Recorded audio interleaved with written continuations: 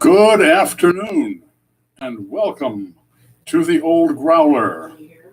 Absolutely glad to see you here on a Friday. It's Friday the 26th, and it looks like there's nobody there because most people got scared away. So can he be heard? I don't know. I haven't heard yet, but we're gonna work this way. Okay, if anybody's there and listening, just give a little say something down there. I'd appreciate it. Okay, is anybody there? Please say something. Hello, hello. They said they can hear you. Okay. Mary and Dave said they can hear you. Okay, well, what a way to start on a Friday. I tell you, we were all discombobulated, and well, that's the way it is, I tell you. So, let's start. I go, ready? Let's do it the right way, right? 5, 4, 3, 2, 1. Good afternoon and welcome. I'm the Old Growler, and it's time for tasting a beer with the Old Growler. This is tasting a beer number 1. We've been in lockdown for almost 106 days. And now they finally let us out so that the restaurants can be outside and we can all enjoy a meal again, albeit it's 6 feet apart and all this kind of good stuff. But finally, we are back in the restaurants. So the Old Growler is happy to say that live from now on, it'll be Mondays and Fridays, and Tuesdays, Wednesdays, and Thursdays, we're going to be out doing some research. So that way we can get some really interesting videos of what it's like to get started back in New York City with the restaurants. Well, I can see it's a few minutes past 5 o'clock. So it is time for a beer. Now, usually I go across to the waterfront, to the Henry Street Ale House over in Brooklyn Heights, and pick up a growler. Well, they've now opened up onto the sidewalk, and so it's, I wouldn't say difficult, but they've got some work to do, so I'm going to cut them a little bit of a slack today, and I'm going to open up one of my favorites. It's called a Crisp. It comes from one of my favorite breweries here in Brooklyn, 6 Point. So let's crack this open and see what we've got. Oh, dear. Well, I know what we've got. It's a 6 Point, and it's a nice lager. And step back just a little bit. We're going to pour that in here.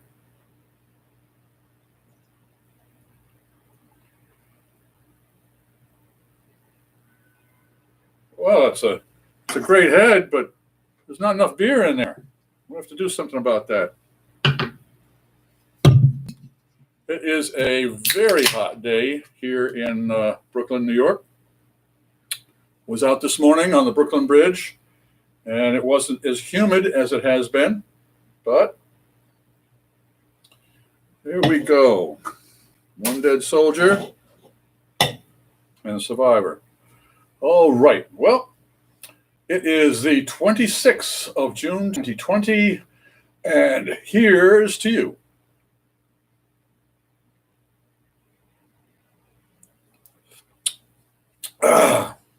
Greetings, Luke. Glad to have you with us. And you're in upstate, so I hope you're at least a little bit cooler than it is here, although I remember going to school in Vermont, particularly just before they would let us out, and it could get pretty hot up there in the summertime, that's for sure. Okay, well, for those of you who have visited the Old Growler before, you in the past, what we have done is we've started out with a growler from the ale house. So we've had to shift a little bit. And then we would do a beer tasting. And the beer tasting, what we would do, similar to the beer tastings as you can find on the playlist. Hey, greetings, Dan. Hola, mi amigo. As you can see from the playlist, tastings at the Henry Street Ale House, what we do is we get together and we take a look at a bottle or a can of beer, and sometimes a spirit will drop by. And Jim, my buddy Jim, and bartender Jerry Scott, and usually at least one or two other people get together. And what we do is we read exactly what's on the label. We take a look at the design of the label, and we decide what they are trying to sell us, and then we open it up, taste it, and see if it meets expectations. And so this is what we're going to be doing: Samuel Smith's Pure Brewed Organic Lager beer today. And I am certainly looking forward to that. We had a Samuel Smith cider a little while ago, and I believe we have one more can that the folks at, now you can think of that, Peter. It is to do with wines, and it's not Bon Appetit, but I'll think of the company in a minute. Merchant du Vin. They were kind enough to send us some sample bottles and cans, and we have been enjoying them for the last week or so. Anyways, that is what we do: is we get together and have a tasting. And now, since I am able to get out and do a little bit more research, we're just going to stick to tastings on Mondays and Fridays. They'll be live, so that keeps things interesting. And the other 3 days, Tuesdays, Wednesdays, and Thursdays, will be produced material. And I hope you enjoy those tastings as much as I did doing them. All right. Well,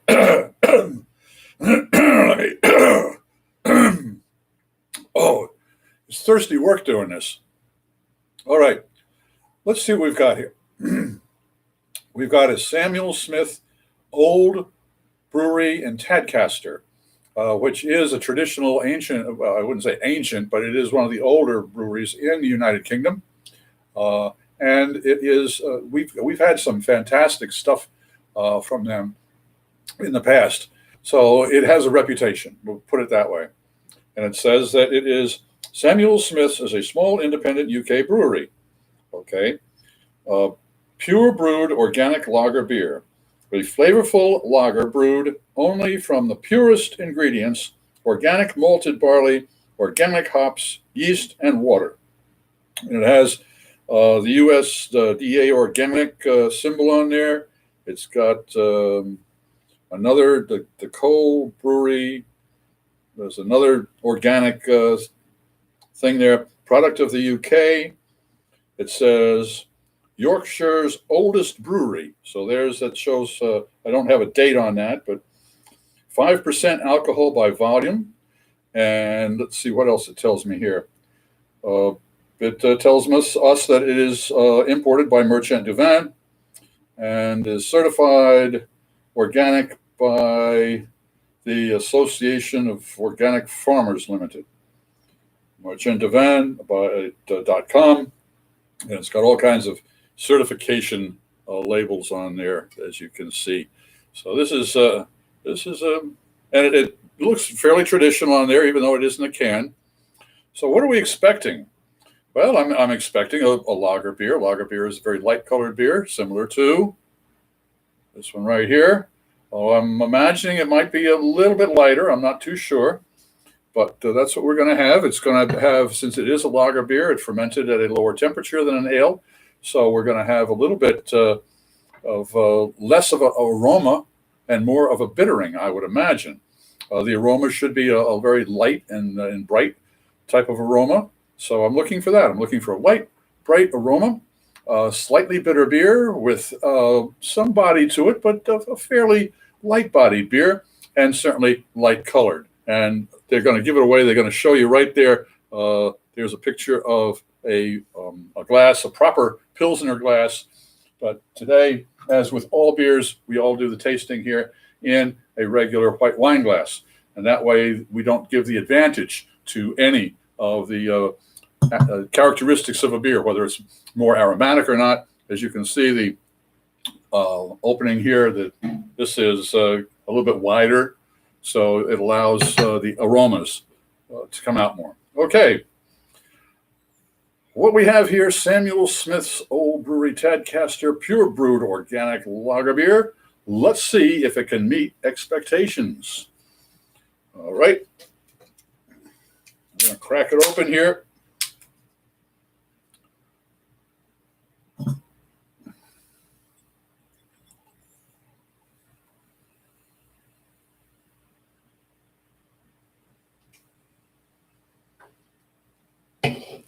Well, as you can see, It took a little work to get some head on that, but it is a very carbonated beer.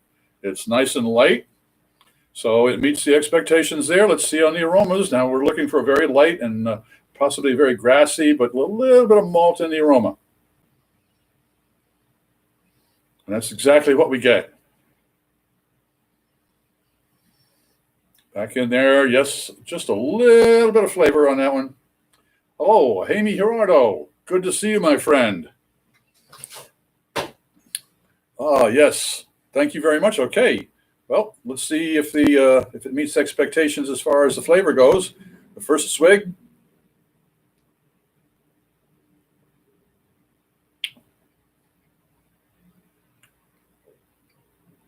That is right on.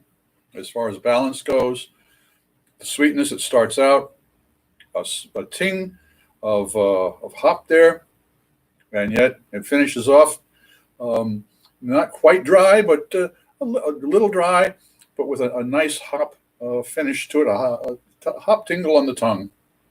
And that is an incredibly well-balanced beer.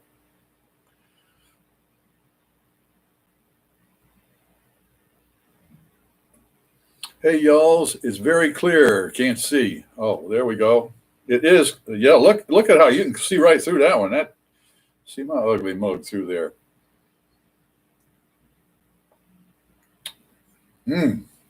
Oh, well, that is fine. That's a fine piece of work. So, does Samuel Smith's Old Brewery Tadcaster Pure Brewed Organic Lager beer meet expectations? It certainly does. In fact, it exceeds expectations. Although I knew it was coming from Samuel Smith's, so I had high expectations for this one, and that's, I think, one of the important things when you take a look at a beer is to every once in a while not pay any attention to where it comes from, just sample it as a beer. And I found that is one of the real challenges as far as it comes to beer tasting, is I look at that and I say, oh boy, what a nice looking beer. Well, if I stopped to think about it and looked at it and said, all right, let's not call it a beer, let's call it just a beverage. What does it do? What does it look like? What does it taste like? And you start to pay attention to all of the different little aspects. Exactly what color is that? Now, some would say straw, light gold, certainly not copper, and certainly not lemon, and certainly not orange. Brassy, slightly brassy maybe. That would be it, a very light brass colored. And then you start looking at the bubbles that are coming up, the carbonation. You see how tiny the bubbles are compared to some of the beers that you've seen. And so natural carbonation. And then you take a look at the head, of course, which is, you can always tell that there's a lot of malt because it has the right properties and proteins and dextrins to be able to grab on to the CO2, the carbolic acid that causes, or that is, the carbonation.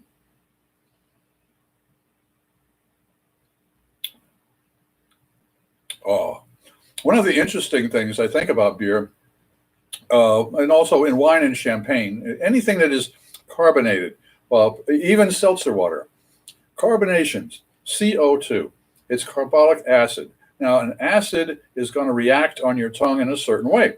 Your taste receptors are going to pick up an acid in a certain way. That's the way it is. And so in the beer, and particularly if it's a very effervescent beer, when you have the hopped flavor on there, which is, some call it bitter, I call it a flavor spike. When you put that together with CO2, the higher the carbonation, the more of a bittering effect you're going to have on the beer, I think.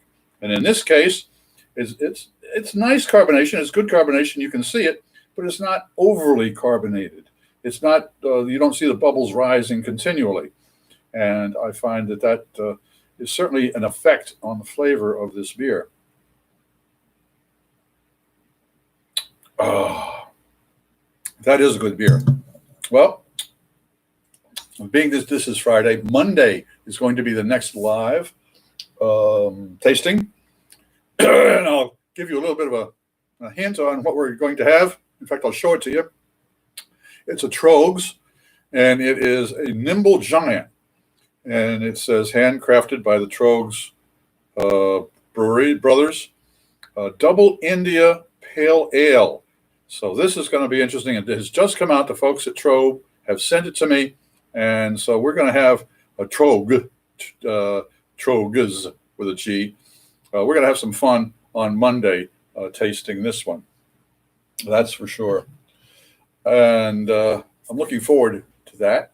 Also, since Jaime Gerardo is here, the brewmaster, next Friday, we're going to crack open another one of the Fullers. We tried what we enjoyed, the Fullers in 1999, and I believe we have a 1988 and a 1987. So we're going to crack open another Fullers in kind of a celebration of how well things have gone here, fortunately, and the slow opening of the restaurants, and the sane way of getting things back together. It's going to be interesting in the next 5 or 6 months to find out what really has changed about this whole situation, and how we get together and how we communicate. And particularly my interest is the restaurants and pubs, bars, and taverns. That's what I write about. That's what I enjoy videotaping and going to visit and interviewing and that sort of a thing. And so it's going to be interesting to see how the dynamics change and how fast they change. But I think eventually what the real difference is going to be between going to a pub, bar, and a tavern back in February of 2020 and in February of 2021. So it's going to be interesting to see. That's where we are. And let's see if the 98 vintage, yes, I am looking forward. For those of you who may not be able to read the notes down here, the brewmaster Jaime Gerardo has said, "Hooray for the 98 vintage." Well, I'm really looking forward to it. And Jaime, show up and on next Friday, and we'll celebrate it together. Because that is what the most important thing is about beer. And the thing that I have missed the most is the camaraderie, the sharing of a beer. I'll buy a round, you buy a round, try this beer. And together, the tastings that we had at the Henry Street Ale House, I'm looking forward to getting them back again. Perhaps we can do some tastings outside. And instead of doing live, maybe we can do some video recording. I'm sure that we can get back to doing at least a tasting and handing it around to the different tables.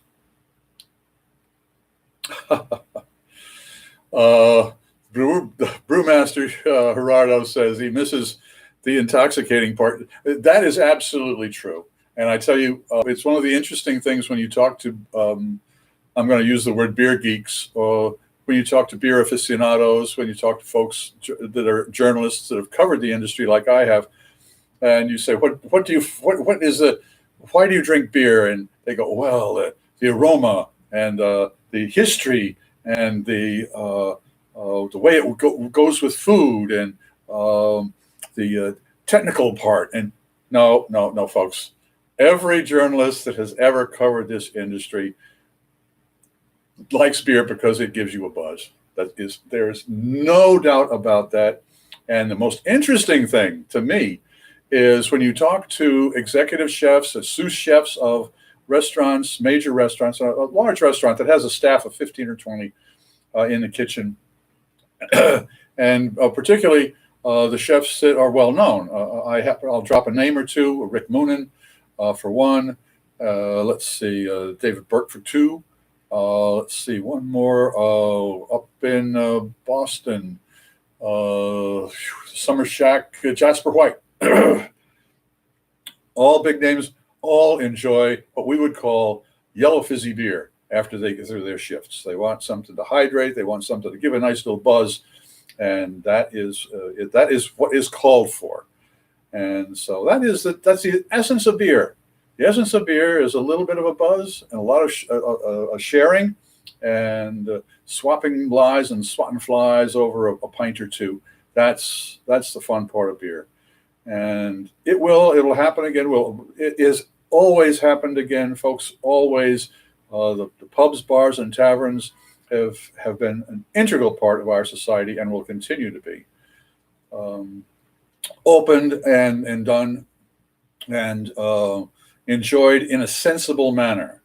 And for those of you who are watching this at another day, even just a few months from now, hopefully we won't have to, but wearing masks, social distancing, that sort of thing during a pandemic is simply the way to go. It has to be common sense, it's called. I know a lot of people don't like Chef Gordon Ramsay.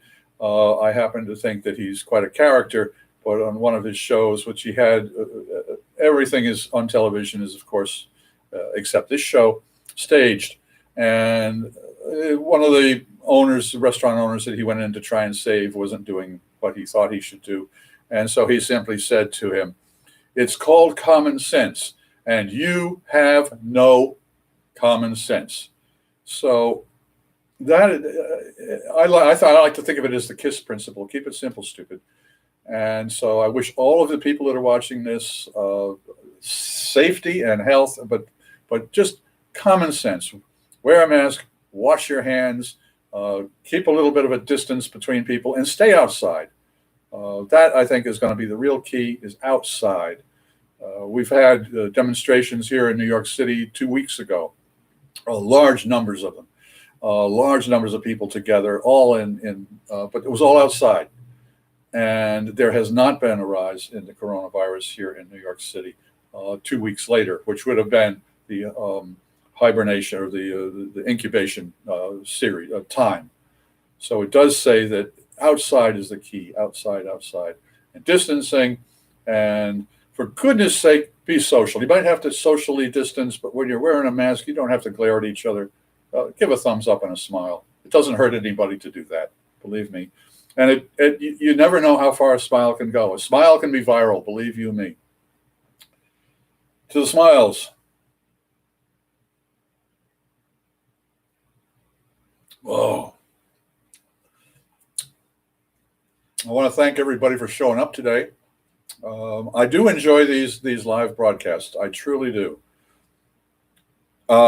Thank you. I just got a thumbs up there. Thank you very much.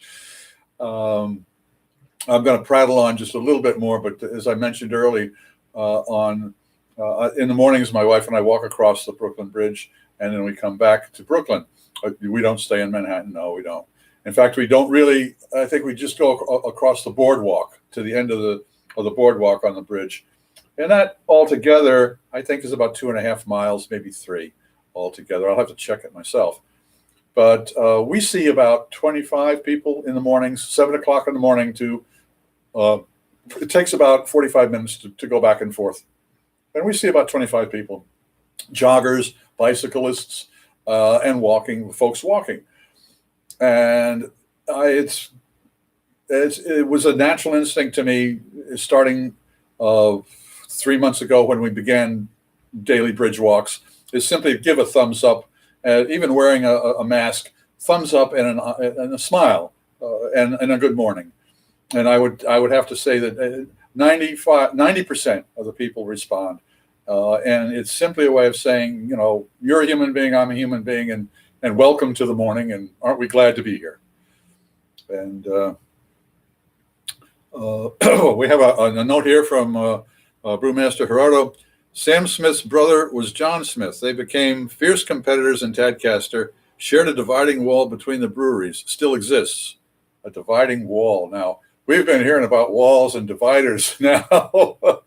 Oh, my. John Smith's was acquired by Courage and then Foster's, and now a global brewery. Samuel Smith is still an independent brewery. Fantastic. That is... To know that the brewery has lasted that long and managed to stay independent shows really a real, what do they call it now? It's a real culture to it. It must have a wonderful culture to it. I always think culture, I think of yogurt. And why I think of yogurt, I have no idea, but probably because of yogurt culture. But corporate culture, that's an interesting. Have a beer, Peter. Oh, wow. Two really fine, nicely done beers here today. The Samuel Smiths, which I've let warm up a little bit here just to see if the flavor changes.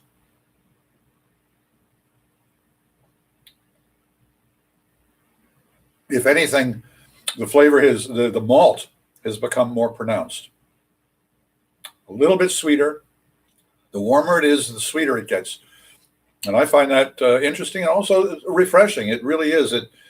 It's not off-putting at all. In fact, it's kind of nice to get a full flavor on this. And the refrigerator that we have here probably keeps things at around, I would say, 37, 40. It is set rather low. And so the beers that come out when we do tastings right away, they have a tendency to be chilled rather than cool. So that is, I think, something that I have to pay attention to from now on with the tastings is give them about 10 minutes to warm up, at least that much time. But it's all a learning experience, and I'm happy to have everybody along with me on this learning experience, or it wouldn't be any fun.